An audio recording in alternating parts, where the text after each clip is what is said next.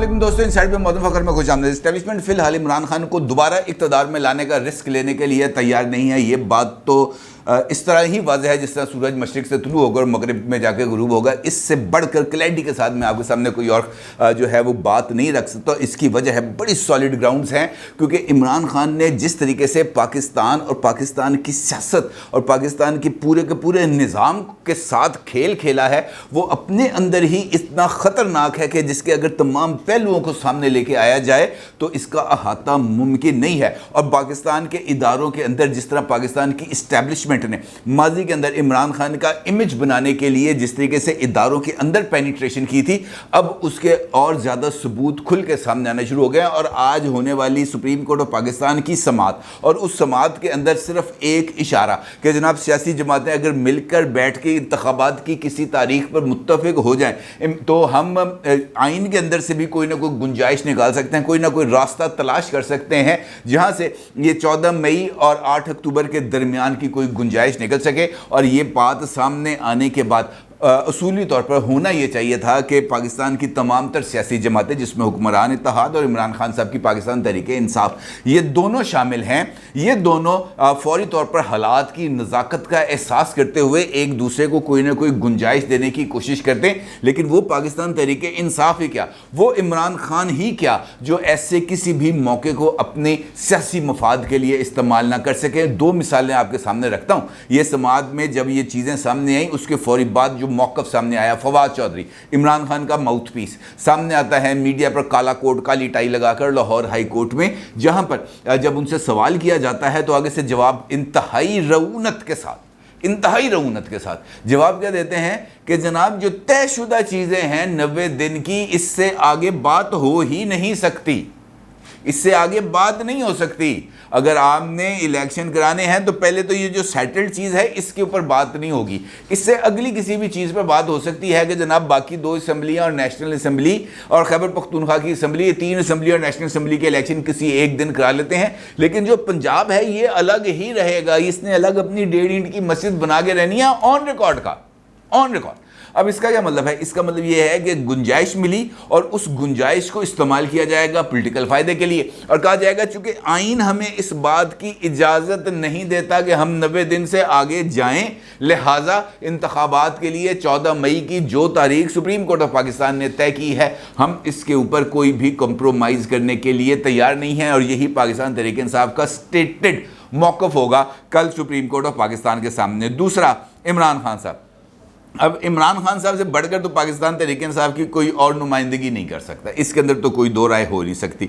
अब से तकरीबन कोई 1 घंटा पहले जब मैं ये वीडियो रिकॉर्ड कर रहा हूँ अफ्तारी के बाद, तो उस से पहले इमरान खान साहब की तरफ से जो आए हैं 3 ट्वीट, यानी ट्वीट है वो एक ही सिलसिला लेकिन 3 हिस्सों पर मुश्तमिल है। और उसके अंदर इमरान खान साहब आगाज़ ट्वीट का किससे करते हैं वो आपकी स्क्रीन पर है। नंबर 1 ट्वीट, वो ये कहते हैं, जिस अंदाज में हमने एक बनाना रिपब्लिक का रूप धारा है जहां कानून की हुक्मरानी की बजाय महज जंगल का कानून ही राइज होता है। ठीक है जी, क्या पैगाम है? सुप्रीम कोर्ट के लिए नहीं है ये पैगाम, ये किसके लिए पैगाम? ये पाकिस्तान की इस्टेब्लिशमेंट के लिए है पैगाम, क्योंकि आगे चल के वो इस बात की बहुत ज़्यादा बेहतर अंदाज में वजाहत करते हैं। इसे देखकर अब ये वाज़ेह हो चला है कि मुल्क में खौफ व दहशत के राज की डोरियाँ PDM नामी कठपुतलियों के हाथ में नहीं बल्कि उस कुव्वत के हाथ में है जो खुद को कानून से बालातर समझते हैं। इस बात का क्या मतलब है? इस बात का मतलब ये है कि इमरान खान साहब पाकिस्तान के तमाम पिलर्स ऑफ स्टेट, यानी पाकिस्तान की मुकन्नना, पाकिस्तान की अदलिया और पाकिस्तान के एग्जेक्टिव्स, जिसके अंदर ब्यूरोक्रेसी भी शामिल है और मिलिट्री ब्यूरोक्रेसी भी शामिल है, इसको पैगाम दे रहे हैं कि पाकिस्तान के अंदर इस वक्त हुकूमत PDM की नहीं है, यहाँ पर हुक्मरान इत्तेहाद की हुकूमत नहीं है, क्योंकि वो तो एक महज पपेट है, वो तो महज एक कठपुतलियाँ हैं। ये डोरियाँ इनकी कौन हिला रहा है? वो जिसके पास ताकत है। पाकिस्तान में सबको मालूम है कि ताकत किसके पास है। ताकत है पाकिस्तान की इस्टेब्लिशमेंट के पास। और इमरान खान अगर इस्टेब्लिशमेंट की तारीफ़ करते हैं तो वो बात ये वाज़ेह अंदाज में कहते हैं कि पाकिस्तान के अंदर इस्टेब्लिशमेंट से मुराद है चीफ ऑफ आर्मी स्टाफ। ठीक है जी, उन्होंने कहा कि जनाब चीफ ऑफ आर्मी स्टाफ जो कहेगा वो होता है। ये अजीब मंतक है, یہ میری سمجھ میں نہیں آ رہی. چیف آف آرمی سٹاف اس وقت یا پاکستان کی اسٹیبلشمنٹ یا پاکستان کی فوج تحریری طور پر لکھ کے دیتی ہے سپریم کورٹ آف پاکستان میں بذریعہ سیکرٹری ڈیفنس. ٹھیک ہے جی, ریٹن دیتی ہے نا, درخواست دیتی ہے کہ جناب آپ کی مہربانی ہے, یہ جو انتخابات ہیں یہ 14 مئی کو نہ کرائیں, یا اکتوبر میں کرا لیں, ایک ساتھ کرا لیں, کوئی حرج نہیں ہے. کس کی طرف سے میسج ہے؟ یہ پاکستان کی اسٹیبلشمنٹ کی طرف سے ہے. عمران خان کی انٹرپریٹیشن کیا ہے کہ سب سے زیادہ طاقتور ہے پاکستان کی اسٹیبلشمنٹ, اور اسٹیبلشمنٹ کو لیڈ کون کرتا ہے؟ Chief of army staff. اب وزارت دفاع چیف آف آرمی سٹاف سے کہے بغیر یہ درخواست دائر کر سکتی تھی؟ نہیں دائر کر سکتی تھی. اس کا مطلب یہ ہے کہ اس وقت پاکستان کی اسٹیبلشمنٹ سے بھی زیادہ کوئی طاقتور ہے. ایسے ہی ہے نا. وہ کون ہے؟ وہ ہے عمران خان, کیونکہ اس کے نزدیک وہ پاکستان کے ہر ایک ادارے کو, پاکستان کی پوری نظام سیاست کو اپنی انگلیوں پر نچا سکتے ہیں, اور وہ نچا رہے ہیں. یہ ہمیں بات بڑی کلیئرٹی کے ساتھ نظر آ رہی ہے, آج سے نظر نہیں آ رہی.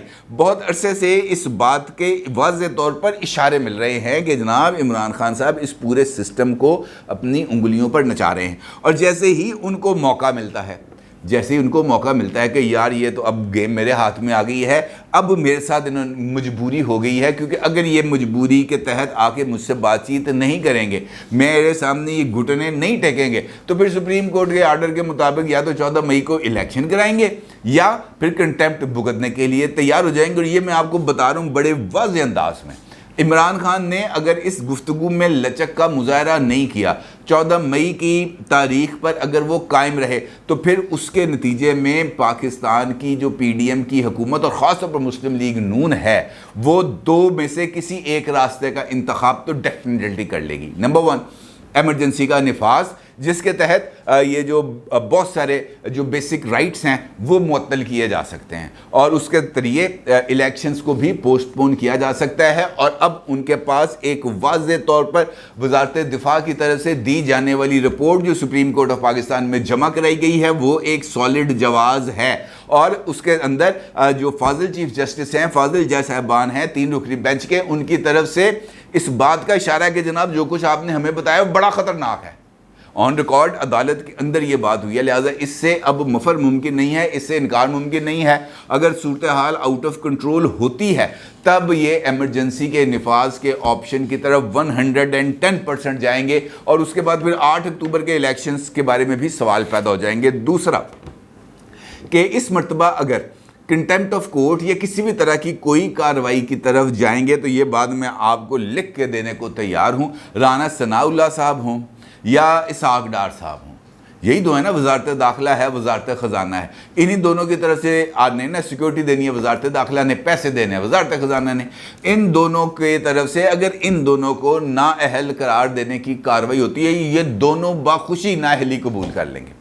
اسحاق ڈار صاحب بھی نااہلی قبول کر لیں گے, رانا ثناء اللہ بھی نااہلی قبول کر دیں گے, اور ان کی نااہلی کے بعد یہ جو ایمرجنسی والا آپشن ہے یہ 110% امپلیمنٹ ہوگا, اور اس سے باہر نکلنے کا کسی کے پاس کوئی راستہ نہیں. اب جو گفتگو کے آغاز میں نے آپ سے کہا کہ پاکستان کی اسٹیبلشمنٹ عمران خان کو واپس اقتدار میں لانے کا رسک لینے کے لیے تیار نہیں ہے, تو اس کی کیا وجہ ہے؟ ایک تو عمران خان صاحب کی یہ جو ان کے دماغ میں چیز بیٹھ گئی ہے کہ وہ سپریم ہے, وہ سب سے زیادہ طاقتور ہے, اور پاکستان کی ریاست اس وقت ان کے اشاروں پر ناچ رہی ہے, اور وہ پاکستان کی ریاست کو اپنی انگلیوں پر نچا رہے ہیں. یہ وہ جو زوم ان کے دماغ میں آ کر بیٹھ گیا ہے, اسٹیبلشمنٹ یقینی طور پر ایسا زوم تو کسی کو برداشت نہیں کر سکتی. نمبر 2, عمران خان صاحب نے اقتدار میں آنے سے پہلے یعنی 2018 سے پہلے جب اسٹیبلشمنٹ کے ساتھ ان کی بہت حد تک دوستیاں جاریاں چل رہی تھیں, اس موقع پر عمران خان صاحب کی طرف سے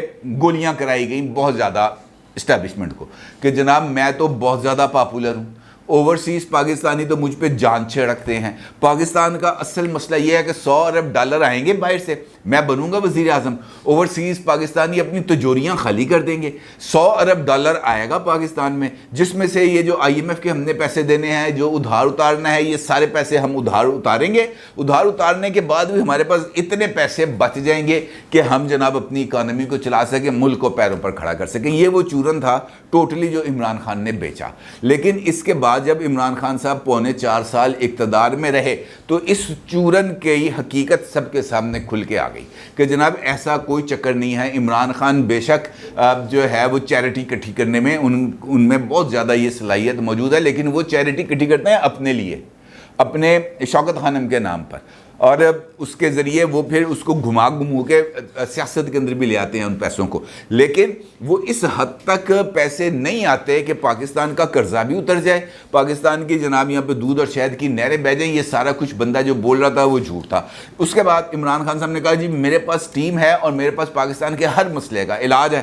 جب اقتدار میں آئے تو پتہ چل گیا کہ ٹیم کیا تھی اور اس ٹیم کے پاس علاج کیا تھا.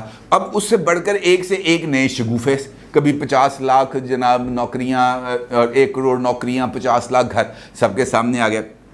پھر یہ پتہ چلا کہ جناب کرونا کے دور کے اندر پاکستان کے اندر بے شمار فنڈنگ آئی, ٹھیک ہے جی, اور اس دوران عمران خان صاحب نے معیشت کو کھڑا کرنے کے لیے کچھ انسینٹو بھی دیے. پتہ یہ چلا کہ 4 ارب ڈالر پاکستان کے صرف 600 بزنس مینز کے اندر تقسیم کر دیے گئے, 600 لوگوں کے اندر تقسیم کر دیے گئے زیرو مارک اپ کے اوپر. اور اس میں سے سب سے زیادہ فائدہ کس نے اٹھایا؟ اس وقت کے وزیر خزانہ شوکت ترین نے.